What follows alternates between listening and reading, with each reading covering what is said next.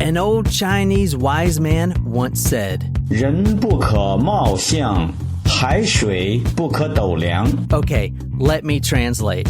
A person cannot be judged by his appearance alone, in the same token as the sea cannot be measured with a single bucket. In a nutshell, appearances may be deceiving, so be careful of where or who you put your trust. Unfortunately, tonight's victim made one wrong decision, putting her trust into a snake rather than a savior, and she paid for her mistake with the ultimate price, her life.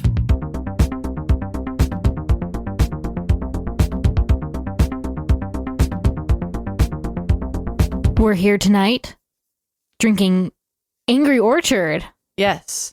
which I haven't had in a while. Me either. I don't It remember. tastes like fall. Yeah, I don't remember the last time I had an Angry Orchard. It tastes like juice to me. Yeah. It really does. Yeah, it's good with Fireball. Mm-hmm. Some Angry Balls. Mm-hmm. Yeah. Or if you like put caramel around the rim of the glass with cinnamon sugar. We should have done that. Yeah. Surprise shots. Surprise shots. We don't know what they are because they're a surprise. I know you said that this That's is a giveaway. fake. I don't know where my bongos are. Jen. I haven't had a chance to look for them. Okay, I just want everyone to know out there, Jen was doing that off the table. That's fine. I exposed you. 100% transparency. We believe in transparency at this podcast. Well, at least one of us here does. It's just because I didn't use my bongos doesn't mean that I can't sing the song. That's right. That's right. I know, but I don't want people to think that they were hearing bongos. No. Because they absolutely were not. I can do it on a different surface so it doesn't sound like bongos. Oh, like bongo services? I don't know where they are. I still have to unpack them. We can bring yours next time. Okay. Oh, and not only that, I don't know if you had a chance to listen to the last episode. And I don't listen to our episodes, but I do edit them. So It's like, don't you listen to them listen to 5 them? times? Yeah, it's like 12 different times. well, Jen, instead of saying surprise shots, if you go back and listen, it's not plural. You say surprise shot. Oh my God. No, I did the not. quality Yes, of this you did. podcast has gone downhill. Oh, Yes, you did. Female. right. Femtile. Yeah.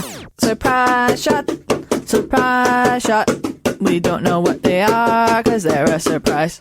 This I can't believe that. this podcast is going downhill. Listen, I have had. All right. Well, let's just take some shots instead. Is that cherry? Mm-hmm. Is this cherry moonshine? It is. Oh, did we have some? Was that what we were drinking with the cherry limeade? No, this is Firefly. That is not moonshine. Moonshine, It says moonshine on yeah, the bottle. but it's supposed to burn. It's supposed to give you instant ulcers. Real moonshine. Okay, well, All I right, don't think the popcorn FDA would approve that. Correct. Well, that's why it's not illegal. real moonshine.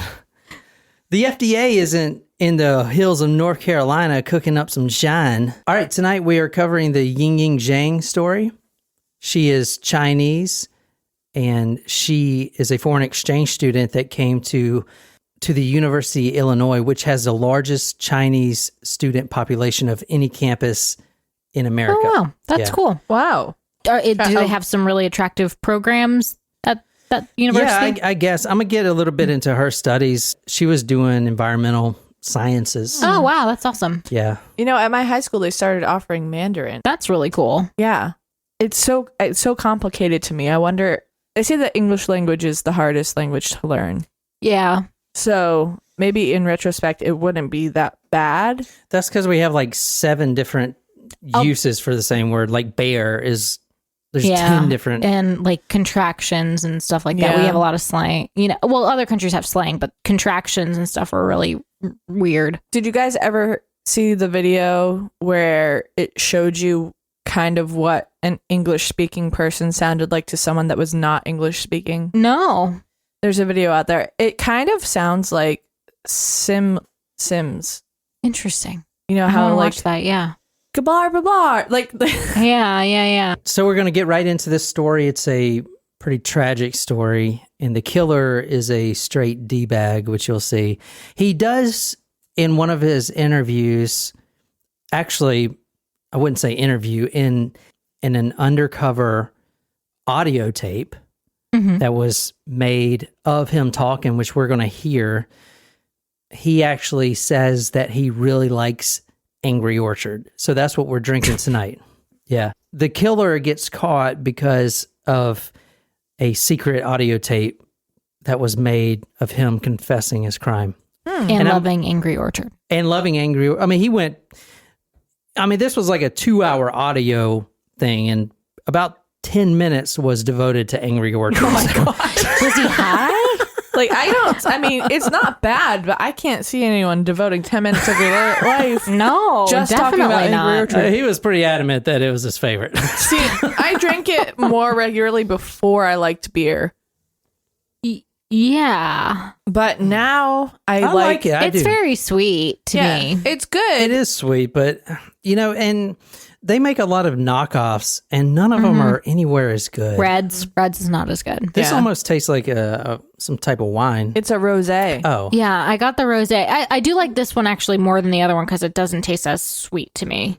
You know what I like? I do like a Mike's Hard. I haven't had those in a long time. I prefer those to like Smirnoff wine coolers. The cranberry one. So my good. gosh, yes. That It is my so favorite. good. I'm a Four Locos kind of guy.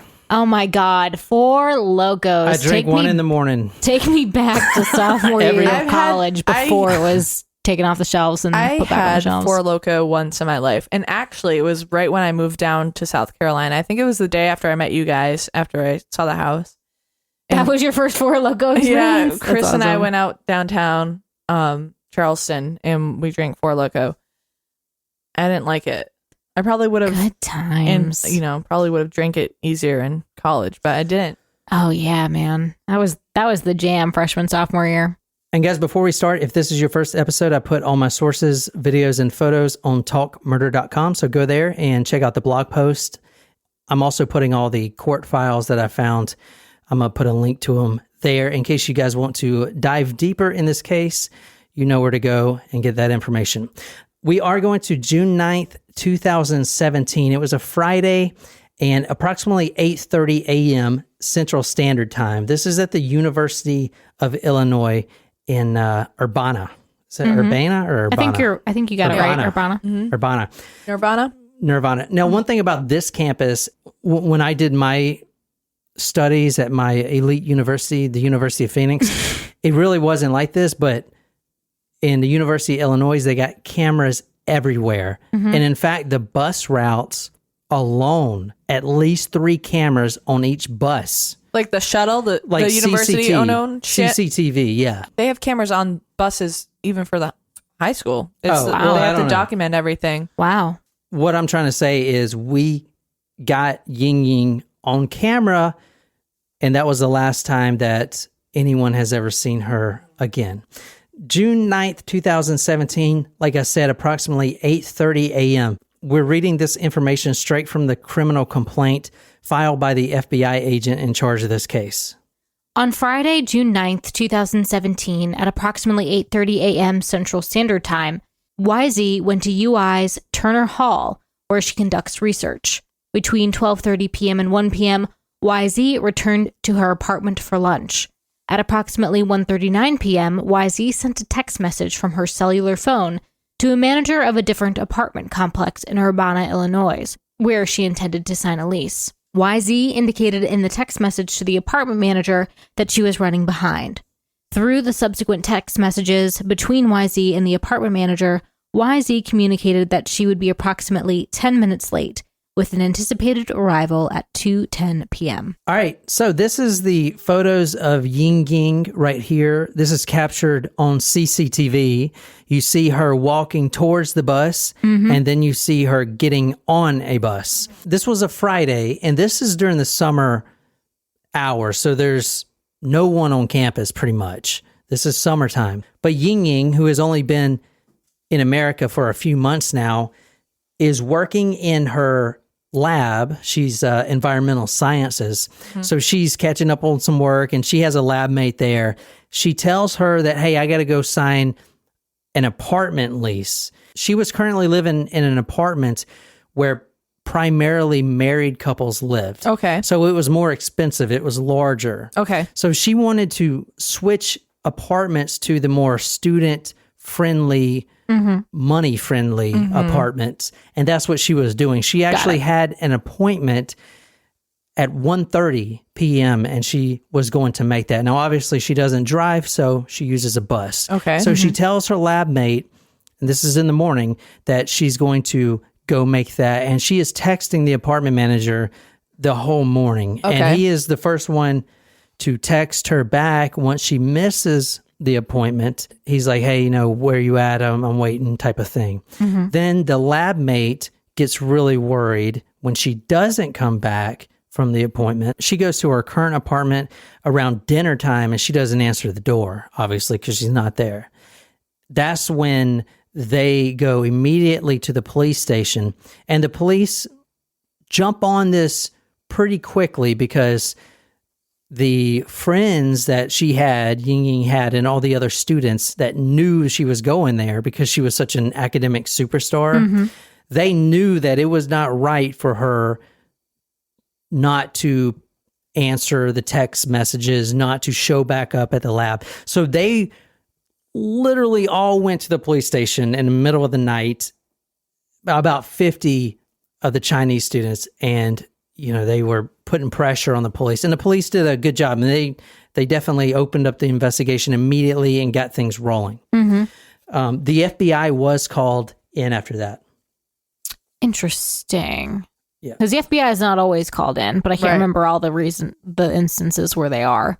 So this photo right here that you're looking at, and I'm putting this on talkmurder.com, this is her at 1:35. Yingying actually missed her second bus going to the apartment. So you actually see a video of her kind of running after the bus.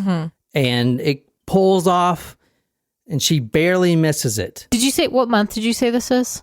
This is June 9th, 2017. Okay, so this is summer session. Right. Campus is relatively quiet in comparison to normal times.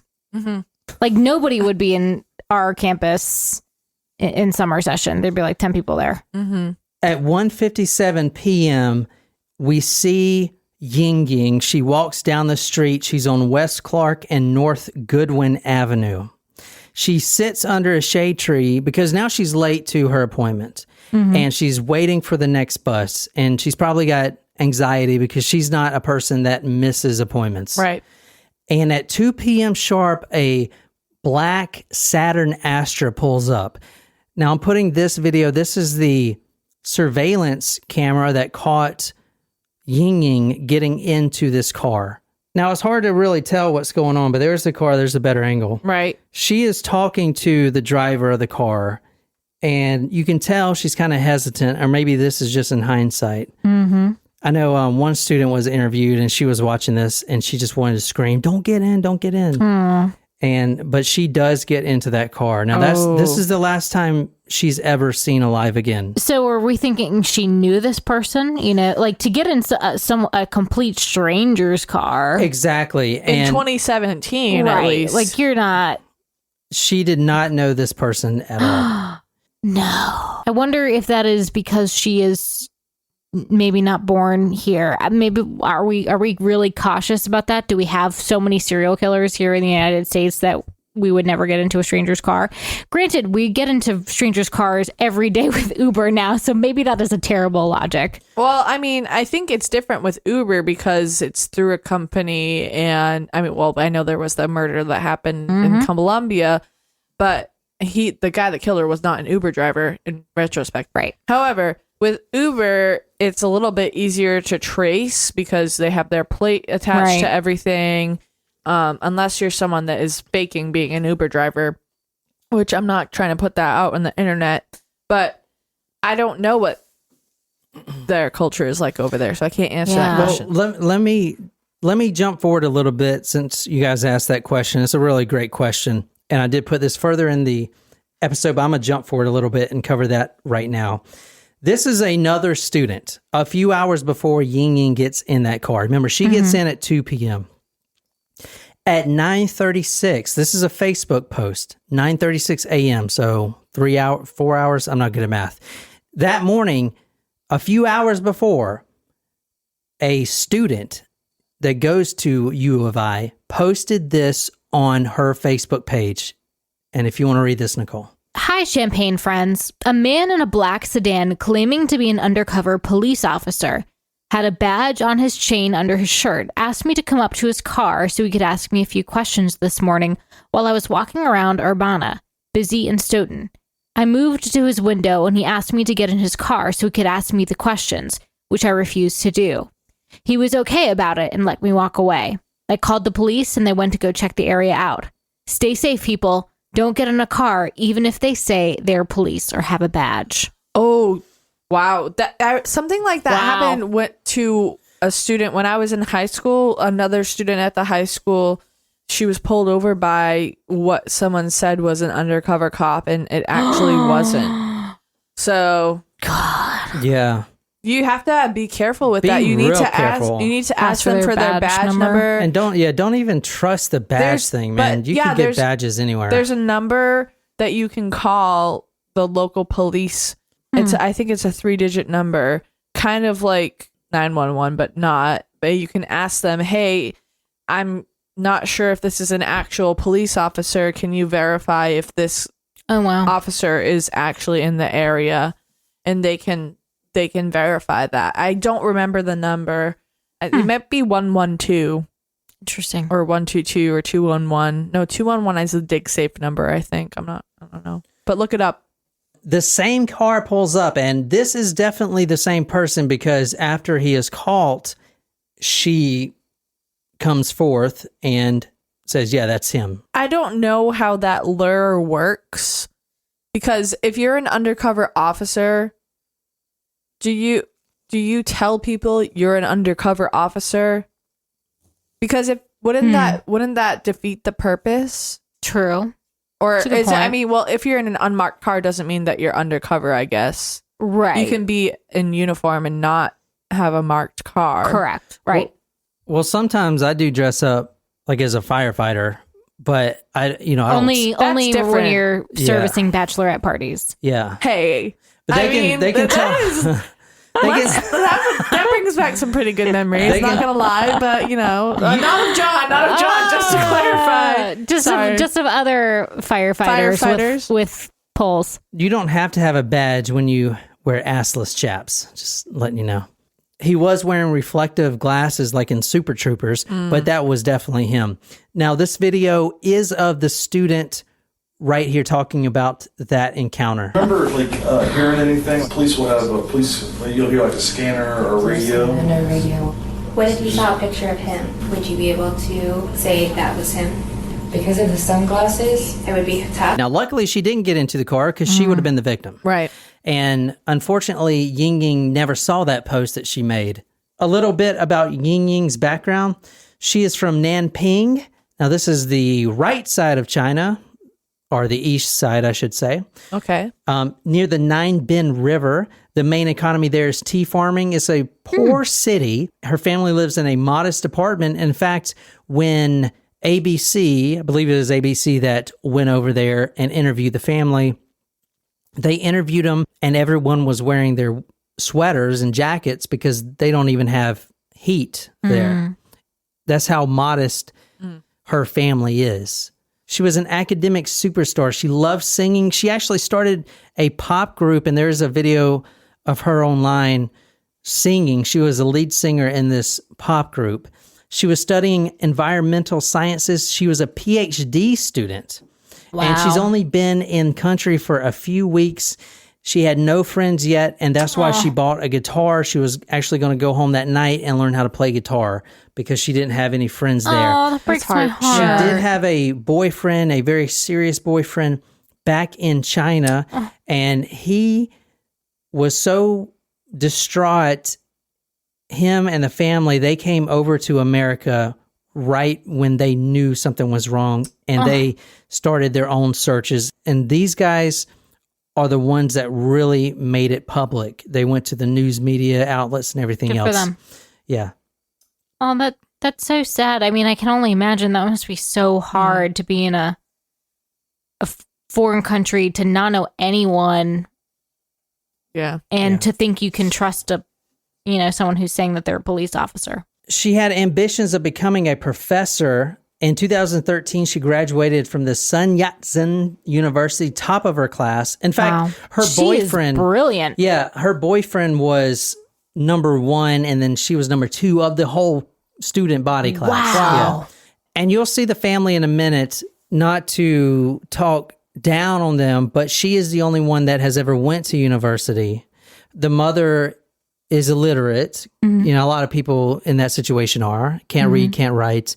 The brother dropped out in middle school and he's a cook, and they're from a poor family. So Yingying was, that one. She was the first to go to college and get advanced degrees. Exactly. Yeah. It's impressive. It's not just go to college.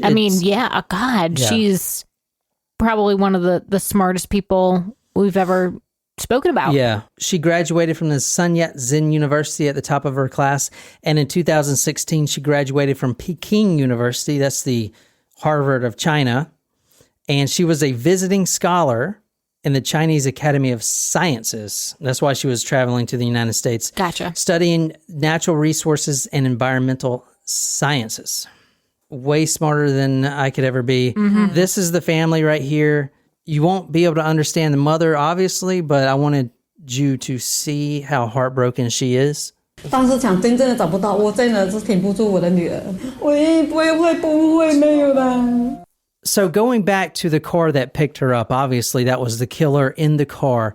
Now it's a Saturn Astra, which was a blessing and a godsend to investigators. Because that is a unique car. It's a very unique car. Not a lot of people got that car. Right. There's only 52 people in Illinois that have that car. 52 people. Well, no wonder Saturn is no longer making cars. That's some pretty terrible freaking statistics. 52 people. Which the Saturn Astra, that's not the boxy one, is it? No, that's this one. I think it's like like a little, looks like a Focus kind of, I don't know. Yeah, it's like a hatchback. Yeah. Saturn's version of the VW Golf, maybe. The FBI and the Illinois PD was on the case. Okay. But this case was ultimately solved by a campus cop. Okay. Paul Blart. Good for you, bud. Well, that's mall cop. Yeah. He's a real cop. This guy's a real cop. My cousin was campus police at Bridgewater State. There you go. And now he works for the Bridgewater Police Department. He helped deliver a baby in a car last year. Wow. I would not want to help deliver anyone's baby. This one photo right here that was taken from CCTV is the thing that solved this case. And it was solved by a campus police officer. And is the license plate visible on these? The license plate is not visible. Okay. The driver is not visible. You cannot even see Yingying in the car. Is it a flat tire? No, it's not a flat tire. There is one chip in the rim. So all the other rims look normal. And then right here on the passenger front right. I was just counting I literally said that I was counting the holes in the rims. Yeah, she was. She called it. No, you said the holes in the rims. She was adjacent to the correct answer. I was looking at the right area. No, I'm not going to give it to you, but I will give it to the campus cop because the FBI couldn't even see this. Well, and he just, you got to watch the video of him. He does an interview and who's the campus cop? Yeah, he's a really chill sounding guy. And he's like, yeah, I just watched the video over and over and over. And eventually I'm like, whoa, what is that? Is that a crack? And sure enough, it was. Wow. And the guy that owned this car was actually the very first person that detectives interviewed about this because he owned the car. Another thing about this, but wasn't a determining factor, was that this had a moonroof on it, which is kind of like a sunroof, but goes all the way across the car. Yes. Uh-huh. But other Astras have that as well. Yeah. But the crack in the rim is a dead accuracy that this is the same guy. There's no questioning that. It's the same crack. So they went back to the guy that they first interviewed, and now they had some more questions for him. Oh, I'm sure they did. So this is the guy they interviewed at first. This is the killer. Can you describe him, please? A white man. He looks like a douchebag. Can you describe him beyond douchebag? He's a white male. He has a beard that doesn't fully grow past his mutton chops. Okay, anyway. Receding hairline. All right, this is Brendt Christensen. I have his interview on talkmore.com if you guys want to see it. The FBI also noticed that the passenger door was cleaned. It was a lot cleaner than the driver's side door, so obviously he went back and cleaned it. And in the criminal complaint from the FBI agent, he says, I know based on conversations with other FBI agents familiar with the search of the subject vehicle that the front passenger door, the subject vehicle, where YZ would have been sitting, appeared to have been cleaned to a more diligent extent than the other vehicle doors. Based on my training and experience, I believe that this type of action may be indicative of an attempt to conceal or destroy evidence. So a little bit about the vehicle. It's a Saturn Astro, very rare. 58 in the state, not 52. I misspoke. Still not a lot. Right. Who you're looking at now is Brendt Christensen. He is 27 years old. He actually graduated from UFI, and he recently completed his master's program in... Interesting. Take a guess. Criminal justice. No, this guy is a criminal idiot. He completed his master's degree in physics. What? Yeah.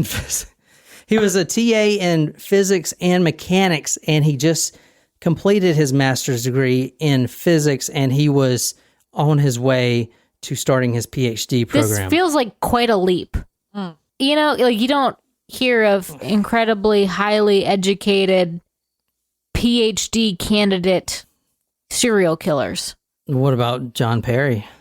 Well, it's also Are you a candidate not for your a candidate for a PhD? PhD. Yeah. Oh. Brendt was living in a nice apartment, the Stonegate Apartments.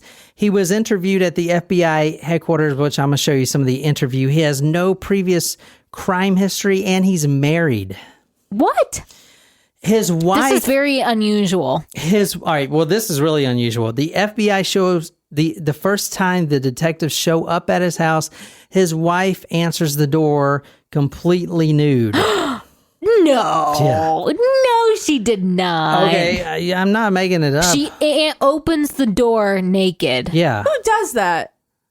Only someone in a porno. Actually, I would do that if I knew that I didn't want anyone to stay, because they would just turn around and leave right away. There's like a challenge that girls do that. I've never heard of that. No. If the pizza guy comes, they open up the door naked. Okay, let's order some pizza and I'll do that and see what happens. I'm going to do that. I'll be like, yo, is that the extra sausage? Oh, wait. I'm a PhD candidate. Hang on. Did you know that I'm going for my PhD? Oh my gosh. The only reason I would ever do that is if I knew that I wanted that person to leave immediately. So if it was like, someone that was gonna, like a Jehovah's Witness, or someone that was gonna try to sell me something, like a vacuum salesman. I still would never, I can't. No, I would never do that. I'm just saying. I can't fathom that actually happening in At anything least she's other than a comfortable porno. enough in her own body that she feels that she can do that. I mean, good for her. No, there is something wrong with her too. That's what that means. There's something wrong with her too. I mean, yes, but like she's confident, so good for her. I wouldn't even do it if I knew you were answering the door. I always answer the door naked. Maybe that's why our garbage man hates us. So the agents actually asked her to put on clothes because she was making them uncomfortable. Yeah, that's fucking weird. And the mirror sunglasses that was used was also in the apartment. And you can actually see the wife after she put on clothes, because the detective takes a picture of the mirror sunglasses and you can see her reflection. Oh my God, that's weird. She's hot. I'm just kidding. She's not hot. Oh. Sorry. Okay. He was arrested, but only for 24 hours because he made a false statement to the FBI. So right now, guys... What was his false statement? That he didn't do it? That he didn't, no, not that he didn't do it, but when the FBI came the first time, he said, I was playing video games all night. It wasn't me. But then he recants his story and says, oh, yeah, I did pick up a Asian woman. I don't know who they, and he actually says, don't get mad at me. He says they all look alike in his video. I'm just repeating what he says. But so he's admitting though that he picks up Asian women to give them rides to places? Like, what the fuck? But it's actually been found that people of one race find it harder to identify people of other races. I believe that 100%. But I know that you picked her up. I know you did. I saw you in your shirt, arms fully extended. Where did you drop her off at? She was looking for a ride. She had missed her bus. She told you she was going to 1 North, so where did you drop her off at? So the killer says he was at home playing video games and his wife was away in Wisconsin. Then he changes his story and says, yeah, I did pick up a girl. I don't know if it was her because they all look alike. And I gave her a short ride. And this is the video here. He says he went north close to Loomis and she showed him her phone with like a map on it. Now this is most likely completely inaccurate. Okay. This is what he is telling the detectives. He tells the detectives that she was running late for something, meeting a professor maybe. She was in the car less than 5 minutes. He dropped her off. She walked away. He couldn't really understand her because she had broken English. And, quote, she freaked out and jumped out of the car because he took a wrong turn and that spooked her. And then she just started freaking out. Maybe I'm getting my days mixed up then. Okay. I thought I drove around on Saturday. I did pick a girl up. I don't remember where. Okay. I saw her picture. I don't think it was her, though. Do you remember the girl's name that you picked up? No, she was talking very broken English. Okay. Tell us about what happened. What time of day was that? Early afternoon. I don't really remember. Okay. I was just driving around. I saw a girl, and she was very distressed. Okay. So I stopped my car and looked at her. Okay. I asked her if she needed help. I talked to her for a little bit, not much. I gave her a short ride, a couple blocks. Okay. She freaked out and got out. Okay. That's all it was. Was this when you got on the north side of the railroad tracks on Goodwin? When you went across University and you drove on north? So they pretty much got him in a lie, but he says that he picked up this girl because she looked distressed. He drove her for a little bit, then she freaks out and jumped out of the car. Now, that is most likely not what happened. What we believe what happened is he pulls up, says he's some type of FBI agent or undercover cop or whatever, lures her into the car, and then immediately, now I don't know when, but starts attacking her or whatever. That's most likely what happened. Now, as I said before, this guy is married, but he is in an open relationship with his wife. And the detectives... That's why she opens the door naked.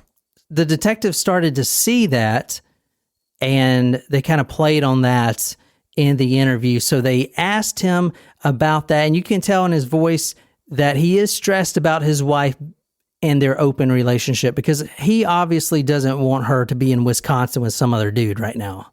But she is. But she is. You mentioned your wife went on vacation with another friend.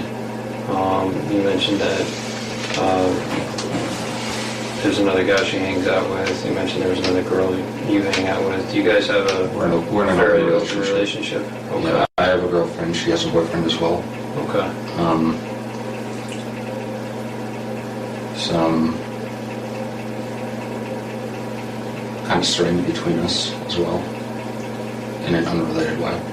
Okay. It's not just the open relationship; it's just a strain. So every marriage goes through some rough patches. Yeah.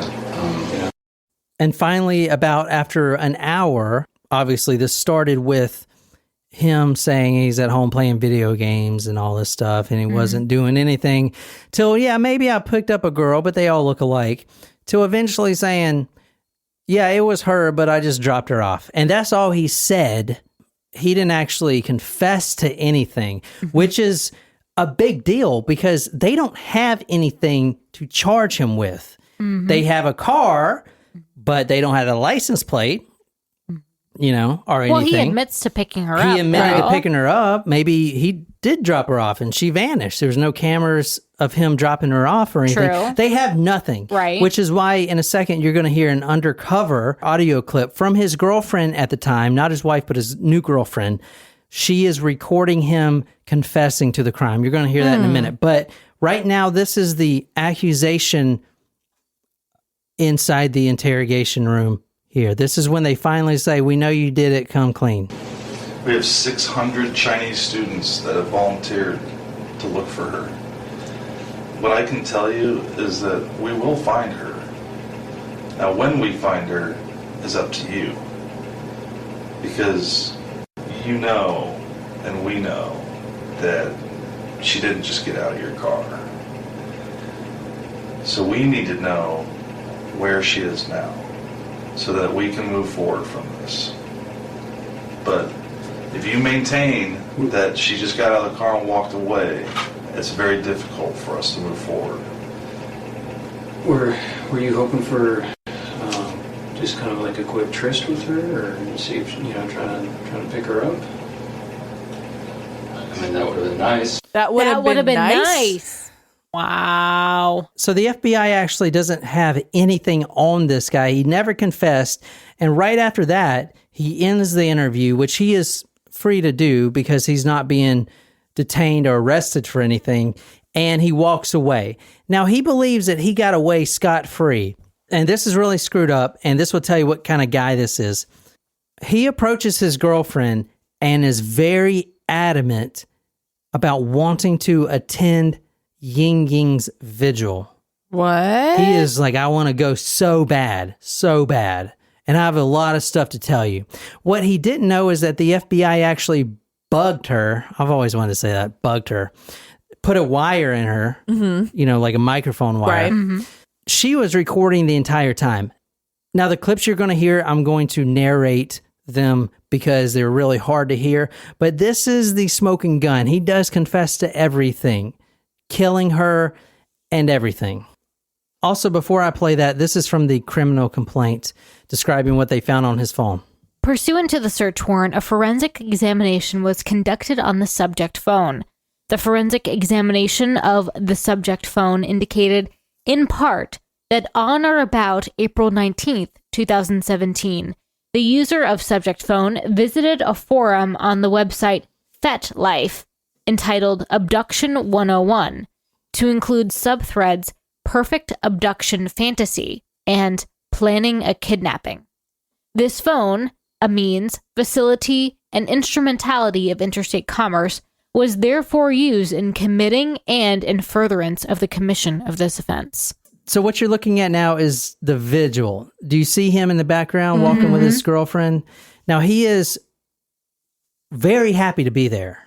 Weird. Because he likes to know that he's the one that killed her. In fact, on the secret audio, he says, quote, "They're all here for me." Oh, that's disgusting. That's so weird. It is weird. Now, he's talking to his girlfriend, and the audio is about 2 hours long, but I did parse it. He says that it was me. Quote, "She was number 13. She is gone forever." 13. He's full of shit. As you'll hear, he's just trying to impress his girlfriend. I'm sorry. If I were dating you, would me telling you that I killed 13 people impress you? It wouldn't, Jen. I'm just going to say it wouldn't. Okay. I just want to make that clear because it wouldn't impress me. I probably would start to plan an escape route somehow. I would hope so. Maybe I would distract him by throwing things away from the area that I am so I can hustle away before I have an asthma attack.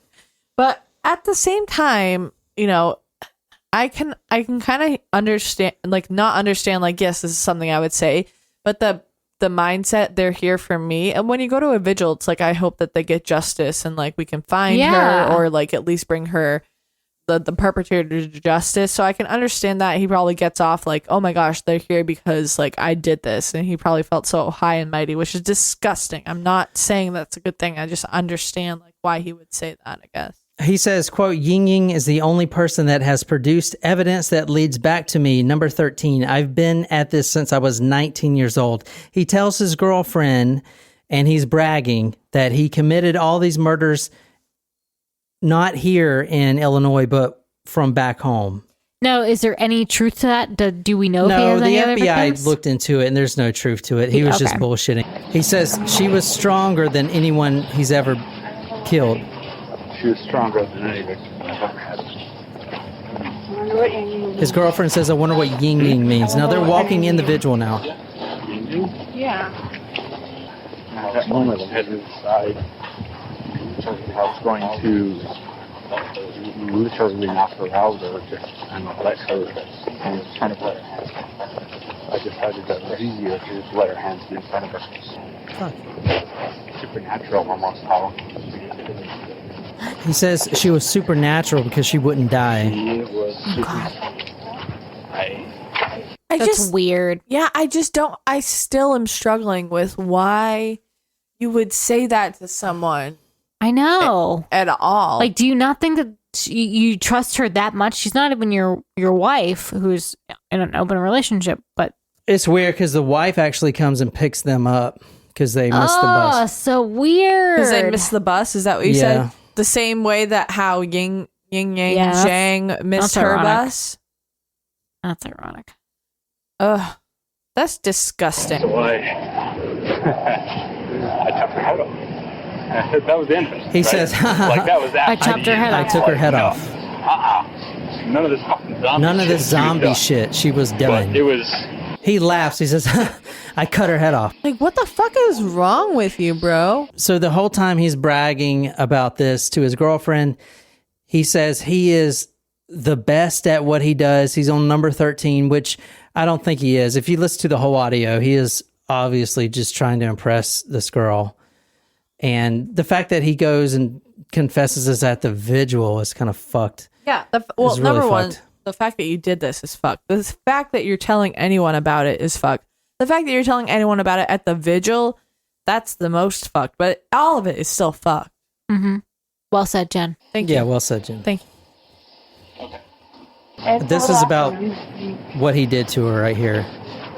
9:34. I tore her clothes off and started doing stuff to her. I cut her clothes off. Started doing stuff to her. And nothing there. There was nothing there. I'm like, I piece of shit. You just say I just didn't care. Yeah, this is crazy, guys. This right here is really freaky. He talks more about the killing, and I think they're sitting down or something. But you can actually hear the girlfriend wearing the wire. You can hear her heart beating. It's really weird because it's like really fast. I mean, she's talking to a killer, right? She's like, when are the FBI people supposed to come out of their van? Hello? She's like giving the secret saying or whatever. Banana. Evergreen. Banana. My safe word is banana. You hear? Yeah. You hear that? Whoa. Take care. Listen. You hear it? It's very subtle, but you can. Yeah. All right. So they got him, obviously. Good. They tried him for the death penalty, but he actually got life in prison. And I'm this okay is with that. the last kind of really fucked up. And here's the last really fucked up thing about this story. This is from WTTW from December 6th, 2019. It's a little news station. But this is about where her body is. Despite his admission, Zhang's body has never been found. It was later revealed Christensen told federal prosecutors under an immunity agreement that after killing Zhang, He disposed of her body in 3 separate garbage bags. Oh, no. Her body is now believed to be in Danville, Illinois, garbage dump, but recovery of those remains may be impossible. Oh, no. So that's terrible. She is in a garbage dump in 3 different pieces. That sucks. That's really terrible. He is serving life in prison at McCreary United States Penitentiary, serving life in prison there. No one thinks he's actually killed 13, but they don't think he's killed anyone else. No.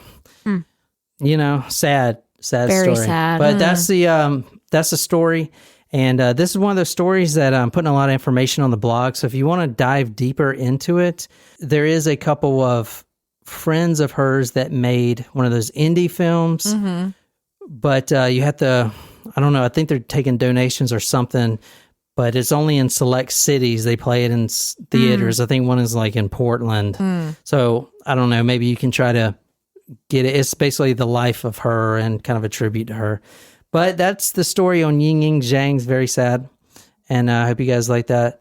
If you guys noticed, we're putting out episodes now every Tuesdays and Fridays, so be sure to subscribe. I got some really great episodes coming up. It's about Halloween time, and it's your favorite time of year. The favorite time of the year. So starting Spooky so the season. first episode in October till the end of Halloween, they're all going to be despicable, vile, and extremely gruesome. Oh, lovely. So be sure to hit that subscribe button, guys. And my name is John. I'm sitting here with Jen and Nicole. And until next time, good night, you lovely, lovely people.